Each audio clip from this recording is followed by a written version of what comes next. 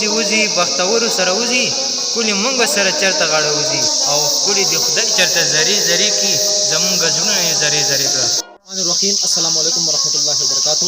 آج ہمارے ساتھ موجود ہے نئے نوجوان شاعر پشتو کا مشہور میرا دوست راج ملنگ خان, اور آج ہم آئے ہیں یہاں پر جوز اور راجمیرا کے درمیان خوبصورت علاقہ لنڈ راجمیرا اس کو کہتے ہیں. یہاں پر ہم موجود ہیں, یہاں پر پیچھے آپ دیکھ سکتے ہیں بہت خوبصورت ویو بھی ہے, اور میرا دوست آپ کو کچھ شاعری بھی سنائے گا, تو ہمارے ساتھ ویڈیو میں جڑے رہیے. تھینک یو. جناب رائج سے درخواست ہے کہ هغه د خپل خیالات اظهار وکړي. مثلا ملګرو سلامونه مې واخلئ, راحت خان یم او د دې شعر نه به شروع کړو چې لیونی شي سړی غر ته به ځي چرته به ځي, او یا چې ملنګ شي د بل در ته به ځي چرته به ځي, او ستا تور کمیس راوړه څه دومره مهمه خو نه ده سړی که ځي نو پېښور ته به ځي چرته به ځي, او ملا چې منډه ووهي نو د جوماته پورې, او پښتون چې برید تاو کړي سنګر ته به ځي چرته به ځي.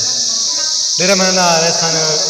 داسې شاعري چې کوم دا نوې کولم چې کوم شاعري ده, داسې مشهور شاعرانو نن سبا خلک چې سمپل خبره ده که نه چې نن سبا خلک د ټیلنټ قدر نه کوي.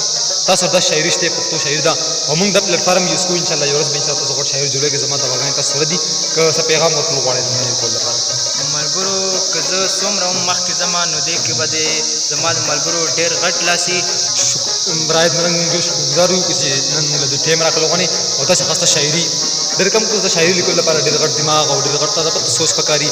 نو شاعر چې کوم دی هغه د زمانې چې کوم تلخ حقیقت چې کوم چې کوم چې کوم نن سبا نوجوان کوم کارونه مناخته دي هغې باره کې د دو معنی شاعري که نه, یو حقیقي یو لفظي معنی چې موږ اخلو. د شعر لپاره لیکلو لپاره ډېر غټ دماغ پکار دی. زموږ راحت ملنګ صاحب الحمدلله نوی شاعر دی او د دې زمانې ډېر شکرګزار راحت خان تاسو. تھینک یو.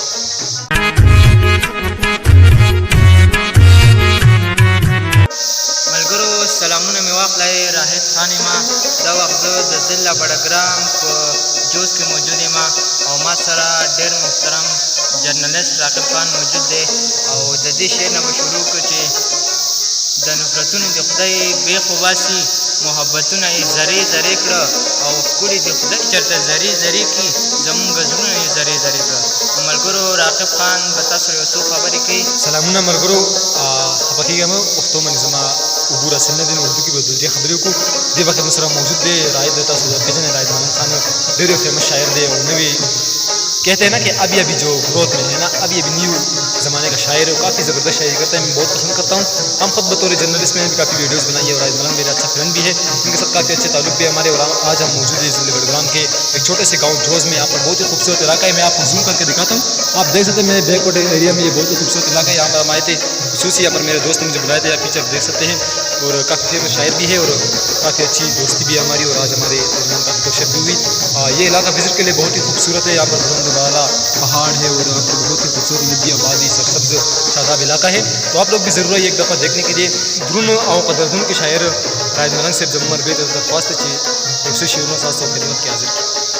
ملګرو دا ماښام چې مازدیګر ته غاړه وځي, او ستا یادونه مې ځیګر ته غاړه وځي, او وځي وځي بختورو سره وځي کلي مونږ سره چرته غاړه وځي, او د سپوږمۍ د رڼا راز راته معلوم شو دا هم پټ په پټه نور ته غاړه وځي, او غنمرنګه یاره ستا د زړه دپاره عزیز ستاسو ټول ټبر ته غاړه وځي.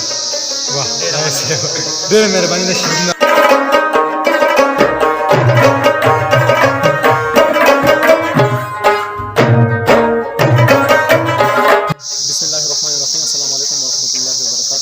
मैं अपने दोस्त के चैनल राज मलंग में आपको सबको वेलकम करता हूँ. और आज के बारे व्लॉग जो है बहुत ही ज़बरदस्त होने वाला है.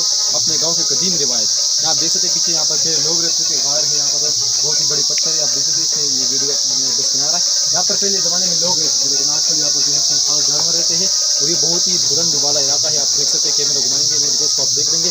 बुलंद वाला इलाके में आए हैं खसूसी इस वीडियो बनाने के लिए हम, और मेरे साथ में जो कैमरामैन दोस्त राज मलंग जिसके चैनल है ओनर मौजूद है. और ये आप देख सकते हैं बुलंद वाला हमारा इलाका कितना खूबसूरत बिलाइन के लिए खूबसूरत सरसब और शादाब इलाका है ये.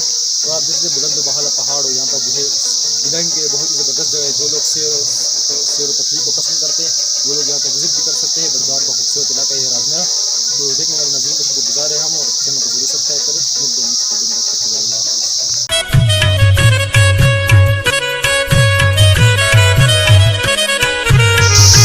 زچې کله مړ شوما تور جامې واغونده, زچې کله مړ شوما تور جامې واغونده, راشه په سلګو سلګو آخري دیدن بوي راشه په سلګو سلګو آخري دیدن بوي